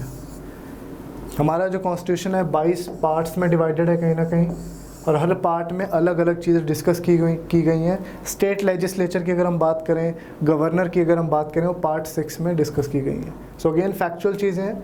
सो बेसिक पॉलिटी की जो नॉलेज है वो आप हमेशा तैयार रखें अपने पास, लक्ष्मीकांत से ये चीज़ें पढ़ते रहें। बहुत छोटी छोटी चीज़ें हैं जो आपकी वहाँ एग्ज़ाम में गलतियाँ करवा देती हैं। एक एक दो दो वर्ड्स हैं जिनकी वजह से पूरा आंसर आपका गलत हो सकता है। सो अगेन अच्छे से यहाँ से पढ़ने की ज़रूरत है, यहाँ पे कॉशियसनेस से, बिल्कुल अटेंशन से पढ़ने की ज़रूरत है, अदरवाइज़ एक टफ क्वेश्चन आपको नहीं लगेगा। तो स्पीकर की अगर हम बात करें, सबसे इम्पॉर्टेंट जो पर्सन है हमारे लेजिस्लेचर में, हमारे लोकसभा में, वो क्या है? Speaker of the Lok Sabha. पर देखो, क्या हमारी दुर्भाग्य कह सकते हैं या फिर हमारा एक अजीब सा एक ट्रेडिशन कह सकते हैं कि अगर किसी को क्लर्क भी बनना होता है तो उसके लिए भी हम क्वालिफ़िकेशंस रख देते हैं। लेकिन सबसे बड़ा जो टेम्पल ऑफ डेमोक्रेसी जिसे हम बोलते हैं, पार्लियामेंट बोलते हैं, उसमें जो स्पीकर हैं उनके लिए कोई भी क्वालिफ़िकेशंस नहीं दी गई हैं कि वो इतना पढ़ा होना चाहिए, ये होना चाहिए, वो नहीं होना चाहिए, इंडियन सिटीज़न होना चाहिए, इतनी एज होनी चाहिए, ये सब तो हैं, बट अदरवाइज़ एजुकेशनल और बाकी स्पेसिफिक क्वालिफ़िकेशंस है कहीं ना कहीं नहीं मेंशन है। सो ये ट्रू होगा, ऑल्दो ये पढ़ने में थोड़ा अटपटा ज़रूर लग रहा है, but this statement would be true. और उनको इलेक्ट करने के लिए सिंपल मेजॉरिटी से चूज़ किया जाता है, एब्सोल्यूट मेजॉरिटी से नहीं। सिंपल मेजॉरिटी में क्या होगा कि मान लो 550 मेंबर्स हैं सपोज करो, तो अगर 300 उनमें प्रेजेंट है तो उनका मेजॉरिटी हम देखेंगे कि 50% ऑफ 300, दैट विल बी 150 से ज़्यादा होना चाहिए। एब्सोल्यूट में हम क्या देखेंगे कि टोटल सपोज कर लो 500 मेंबर्स हैं, आए जितने मर्जी हो, बट 250 से ज़्यादा मेजॉरिटी होनी चाहिए। सो सिंपल मेजॉरिटी सेलेक्ट किया जाता है, एब्सोल्यूट से नहीं। ये यहाँ पे देखने वाली चीज़ होगी। सो A will be it's answer. Bar council of India जो कि सबसे इम्पॉर्टेंट एडवोकेट्स की एक बॉडी है, जो काफ़ी इन्फ्लुएंस भी रखती है हमारे जुडिशल और बाकी सर्कल्स में। ये एक स्टैट्यूटरी बॉडी है। दैट मीन्स कि एडवोकेट्स एक्ट जो 1961 में आया था, उस एक्ट के तहत इस बॉडी को बनाया गया। और अगर हम बार काउंसिल की बात करें, कि ना ही सिर्फ अपने एडवोकेट्स के बिहेवियर्स, एटिकेट्स और बाकी चीज़ों को रेगुलेट करती है, बट लॉ यूनिवर्सिटीज़, उनके सिलेबस और उनकी एजुकेशन की और चीज़ों को भी ये सुपरवाइज़ करती है। तो बार काउंसिल ऑफ इंडिया अगर लॉ फील्ड में देखा जाए तो काफ़ी इम्पोर्टेंट इसका रोल हो जाता है। अब बार काउंसिल ऑफ इंडिया अगर मान लो स्पेसिफिकली अगर आपको नहीं भी पढ़ाया गया हो, बट न्यूज़ में हो, तो ये जो बेसिक चीज़ें आपको पता होनी चाहिए। नो, आप सोच सकते हो कि बार काउंसिल ऑफ इंडिया को डिस्कस ना किया गया हो क्लास में, बट सिंस अगर न्यूज़ में आ गया है, अगर न्यूज़ में कहीं भी इनका मेंशन आ गया है, तो बेसिक इन्फॉर्मेशन आपको उसकी पता होनी चाहिए।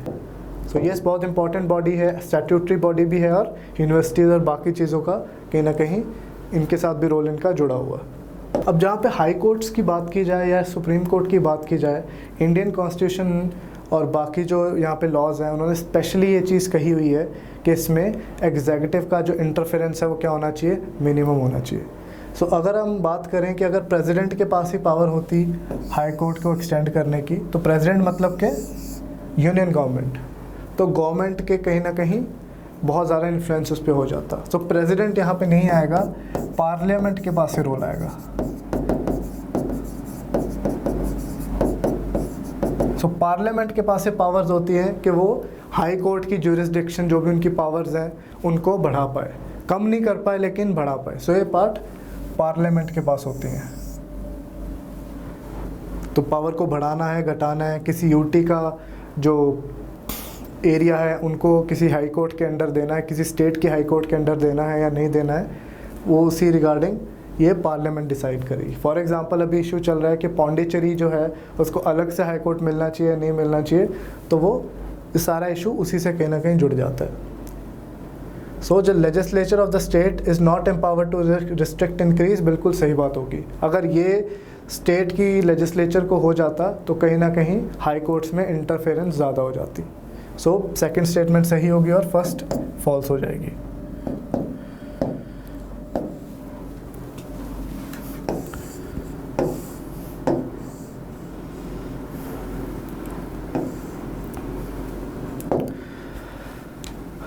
अब ये थोड़ा सा एक साइकोलॉजी और अदरवाइज जनरल अवेयरनेस का क्वेश्चन है कि एक आदमी दूसरे से मिलता है, दूसरा आदमी किसी कंट्री से बिलोंग करता है या किसी एरिया से बिलोंग करता है जहाँ पे एक पर्टिकुलर प्रॉब्लम बहुत है, फॉर एग्जांपल ड्रग एडिक्शन की प्रॉब्लम बहुत है। दोनों लड़ पड़ते हैं और पहला आदमी कहता है कि भाई तू भी एक ड्रग एडिक्ट है। तो पहला आदमी जो दूसरे को बोलता है उसके बिहेवियर को हम क्या बोलेंगे? तो इसमें हम क्या बोलेंगे कि हम किसी न किसी को स्टीरियोटाइप कर रहे हैं।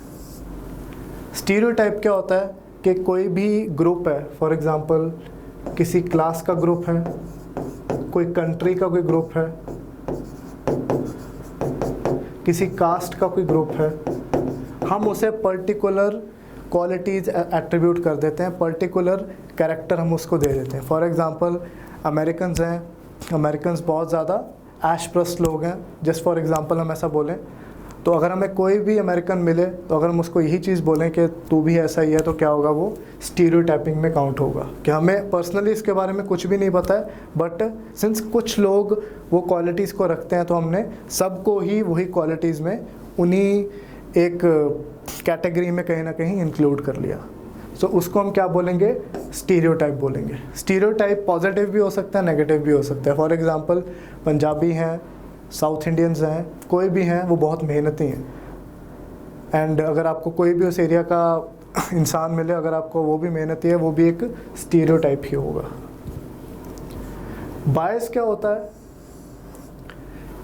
किसी भी ग्रुप के खिलाफ, किसी भी पर्सन के खिलाफ एक डिस्क्रिमिनेशन वाला एटीट्यूड, कि फॉर एग्जांपल फलाना आदमी मुझे नहीं पसंद ड्यू टू एनी रीजंस, तो वो होगा बायस। बायस एक सोच है, एक एटीट्यूड है।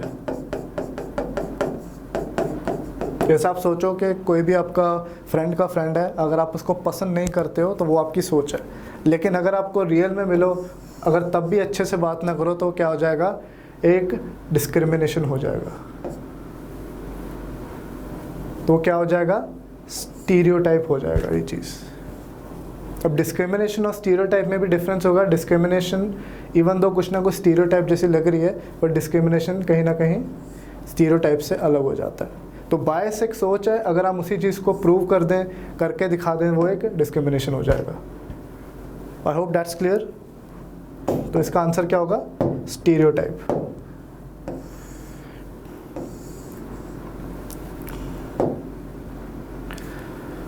और गिर नेशनल पार्क गुजरात में पड़ता है। गुजरात एक बहुत ज़्यादा ग्रीन एरिया में नहीं गिना जाता। सो गुजरात में मोस्टली जितने भी नेशनल पार्क्स होंगे या फिर वाइल्ड लाइफ सेंचुरीज होंगी, उनमें कौन से आपको फॉरेस्ट मिलेंगे। अगर आपको ये नहीं भी पता तो थोड़ा सा कॉमन सेंस से आप लगा सकते हैं कि एवरग्रीन तो हो नहीं सकते। एवरग्रीन एरिया गुजरात में ज़्यादा आपको नहीं मिलेगा या फिर बिल्कुल नहीं मिलेगा।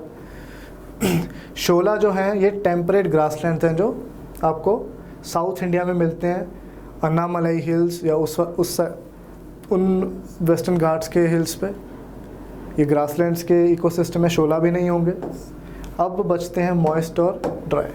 गुजरात का जो सिस्टम है, गुजरात का जो एरिया है, it is more on the dry side. वहाँ पे जो बारिश ओवरऑल होती है वो कम होती है, इसलिए अगर हमें फॉरेस्ट वहाँ पे चूज़ करना हो तो हमेशा ड्राई की तरफ जाएंगे। ड्राई और इसमें डिफ्रेंशिएट करने के लिए हम क्या कर सकते हैं, 150 to 200 cm का एक मापदंड बना सकते हैं, एक स्केल बना सकते हैं। इससे कम जो बारिश जहाँ जिन फॉरेस्ट में हो रही है हम उनको ड्राई डेसिडुअस वाले में गिन देंगे, और इससे ज़्यादा हो रही है, इस रेंज के बीच में हो रही है, हम उसको मॉइस्ट डेसिडुअस कह देंगे। बट गुजरात का will be dry deciduous forest.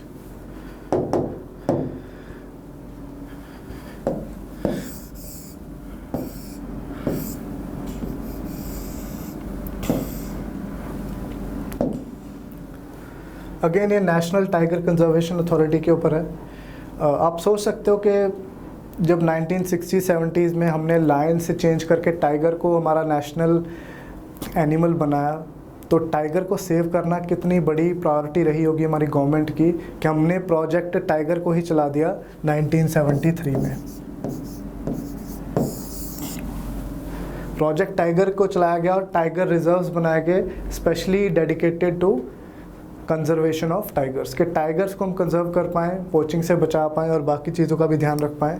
So tiger जो टाइगर की रिजर्व्स की मैनेजमेंट है, इनके रिगार्डिंग पॉलिसीज़ बनानी है, कौन से टाइगर रिजर्व को डिक्लेयर करना है, तो ये सारी जो पावर्स किसको दे दी गई, NTCA के, जो कि 2005 में आई। ये सबसे पहले नहीं थी, लेकिन जब देखा कि टाइगर की प्रॉब्लम को हैंडल करने के लिए एक अलग से बॉडी चाहिए तो NTCA बनाई गई टाइगर टास्क फोर्स की रिकमेंडेशन के ऊपर।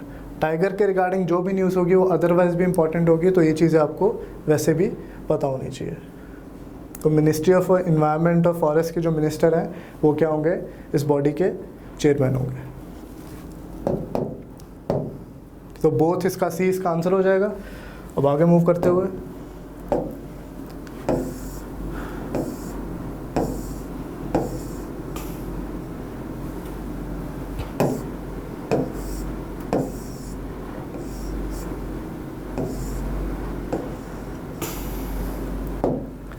अब नागार्जुन सागर श्रीशैलम जो टाइगर रिजर्व है कहाँ पे लोकेटेड है, बहुत ही सिंपल सवाल है।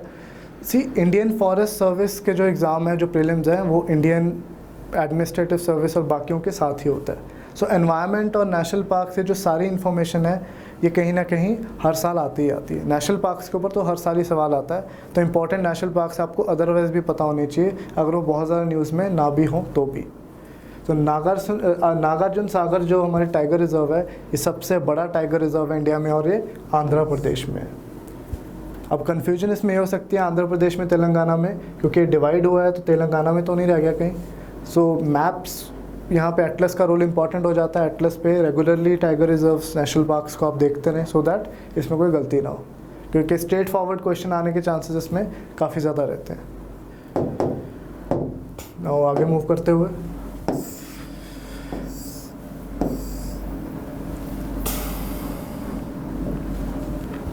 अब की स्टोन स्पीशीज़ आपने करंट अफेयर्स में आई एम श्योर ज़रूर पढ़ा होगा, अदरवाइज़ भी बहुत एक बेसिक टर्म है।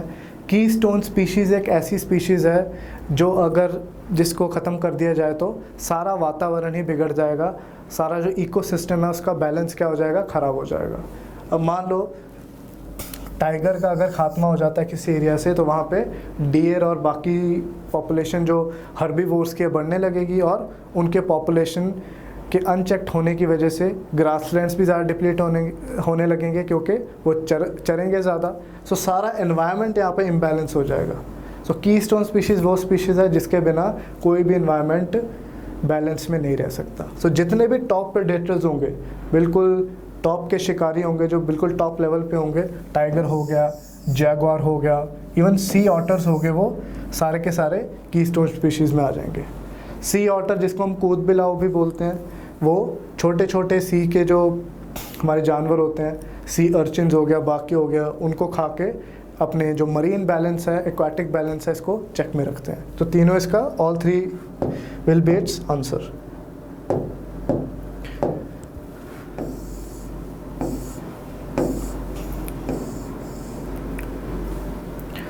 प्रोजेक्ट टाइगर की हमने अभी बात की, 1973 में शुरू हुआ। टाइगर को बहुत ज़्यादा इंपॉर्टेंस तब दी गई थी। तो ये कहाँ पे स्टार्ट हुआ था? पलामाऊ टाइगर रिजर्व, जो कि झारखंड में है। ऑब्वियसली उस टाइम पे कहाँ था? 1973 में बिहार में, क्योंकि तब ये झारखंड एग्जिस्टेंस में नहीं आया था। पलामाऊ टाइगर रिजर्व को बेतला रिजर्व भी बोलते हैं। सो अगेन ये एक फैक्चुअल क्वेश्चन है, इंपॉर्टेंट हो जाता है। So now moving to another question.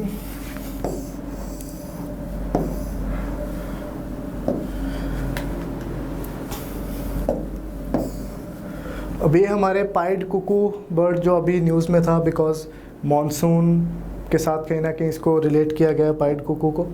एक ऐसा बर्ड है जिसके आने से कहीं ना कहीं हम बोलते हैं कि ये बर्ड आ गया, तो अब मॉनसून भी इंडिया में आने ही वाला होगा या बिल्कुल आ ही गया होगा।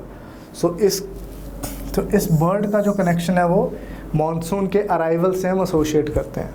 ये इंडिया में भी काफ़ी पाया जाता है और ये कुछ हद तक माइग्रेटरी भी होता है, दूसरे इलाके से भी इंडिया में आता है और मोस्टली समर्स में आता है। वरना ज़्यादातर जो बर्ड्स माइग्रेशन करते हैं वो ठंड के टाइम पे करते हैं, बिकॉज रशिया साइड में बहुत ज़्यादा ठंड हो जाती है, तो वहाँ पर इनका सर्वाइव करना बहुत मुश्किल हो जाता है। तो इंडिया और बाकी साइड्स पे वो थोड़ी जहाँ पे ठंड कम होती है वहाँ पे वो आ जाते हैं। तो कुकू की जो अगर हम बात की जाए तो चातक एक बर्ड है इंडियन माइथोलॉजी में, उसके साथ भी इसको एसोशिएट किया गया है। तो काफ़ी इम्पोर्टेंस इस कुकू बर्ड की हो जाती है। एनवायरनमेंट से रिलेटेड कोई भी जो बर्ड एनिमल न्यूज़ में है वो एनी डे इम्पॉर्टेंट हो जाता है आपके लिए। सो बोथ इसका आंसर हो जाएगा।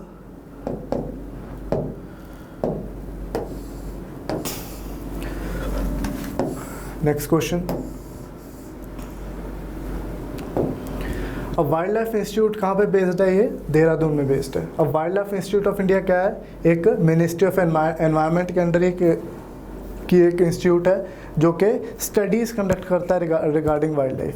कहीं पे आपको टाइगर का सेंसस करवाना है और कुछ रिसर्च करवानी है वाइल्ड लाइफ के रिगार्डिंग, तो काफ़ी ज़्यादा रोल हमें वाइल्ड लाइफ इंस्टीट्यूट का देखने को वहाँ पे मिलता है, जो कि देहरादून में बेस्ड है। तो आगे चलते हुए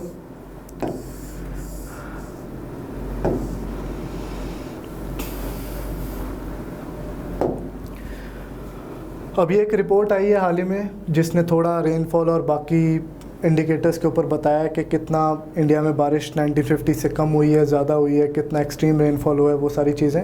सो 1951 से अगर देखा जाए तो एनुअल रेनफॉल जो है इंडिया में कम हुई है। जो अगर साल का अगर हम देखें तो बारिश का जो लेवल है वो कहीं ना कहीं डाउन गया है।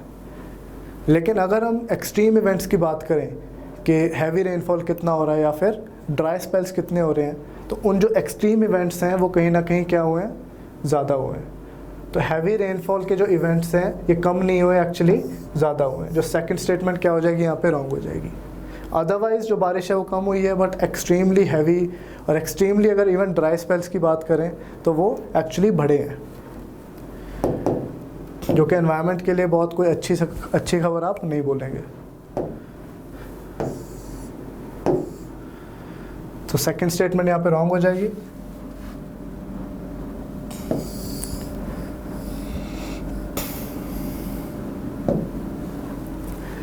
अब 45th क्वेश्चन अगेन बहुत ही कॉमन सेंस वाला क्वेश्चन है, ये हमेशा न्यूज़ में रहते हैं। अली बाबा जो चाइना का रिचेस्ट पर्सन जैक मा है, उन्हीं की कंपनी है।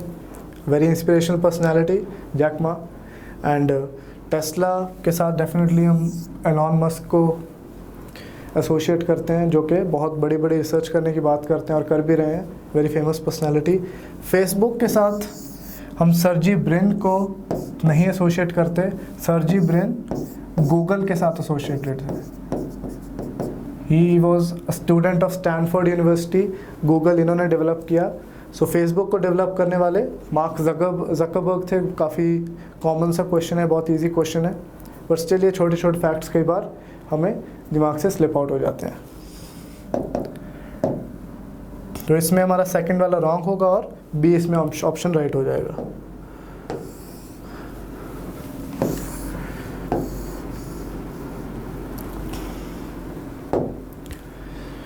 अब आपको रीजन मैच करने हैं।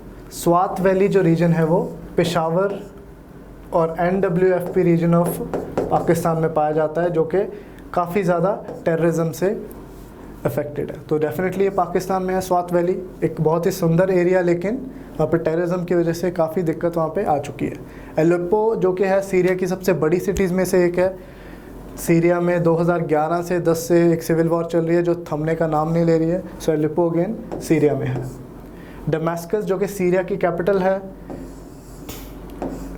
ईरान में नहीं है, तो ये वाला ऑप्शन क्या हो जाएगा, गलत हो जाएगा। तो सी इसका आंसर बन जाएगा। तो जितने भी इंपॉर्टेंट कंट्रीज़ हैं उनके बहुत इंपॉर्टेंट शहर तो कहीं ना कहीं आपको मैच करना वहाँ से आ सकता है। तो बेसिक चीज़ें आपको पता होनी चाहिए।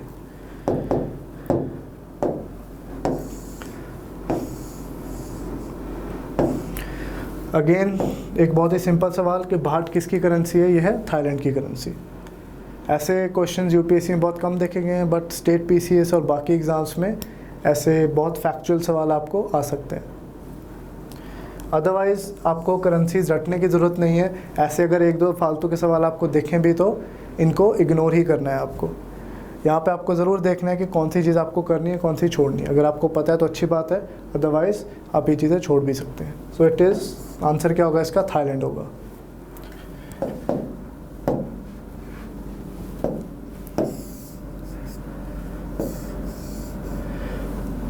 अभी एक मॉडर्न हिस्ट्री का सवाल है कि स्ट्रैची कमीशन को ब्रिटिश गवर्नमेंट ने किस चीज़ के लिए अपॉइंट किया था। तो इसका आंसर क्या होगा, फेमीन।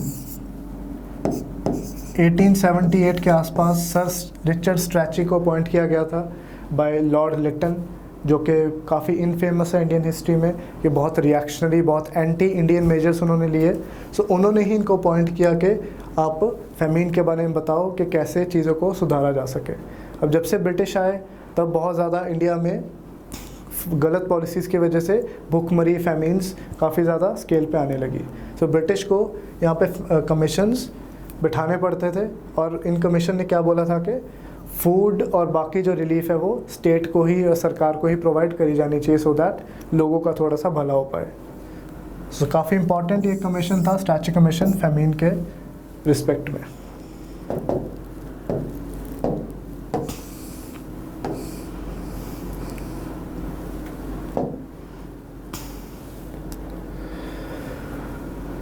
अभी अगेन एक कॉमन सेंस का क्वेश्चन है, थोड़ा सा डिफिकल्ट हम इसको कह सकते हैं अगर आप बहुत ज़्यादा एनिमल्स में इंटरेस्ट नहीं रखते। सो कौन सा जो जानवर है वो इंडियन सब कॉन्टिनेंट में नहीं पाया जाता। ये बहुत ही सिंपल तरीके से ये कह रहा है, जो एंडेमिक नहीं है, मतलब कि इंडिया में नहीं पाया जाता। तो वो कौन सा होगा हमारा, हाउलर मंकी।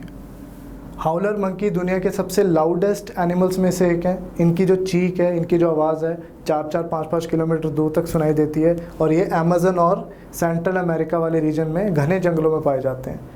इंडिया तो छोड़ो, पूरे एशिया में इनको पाया नहीं जाता। सो हाउलर मंकी इसका क्या हो जाएगा, आंसर हो जाएगा। गौर क्या होता है, इंडियन बाइसन होता है, जो कि आप इंडिया में आपको मिलेगा। लायन टेल्ड मकैक एक मंकी की स्पीशीज़ है, केरला साइड में आपको ये भी मिल जाएगी। रसल्स वाइपर एक पॉइजनस स्नेक की वैरायटी है जो इंडिया में आपको डेफिनेटली मिलेगी, जिसकी वजह से काफ़ी डेथ्स भी होती हैं, रसल्स वाइपर। तो इसका आंसर हो जाएगा ए।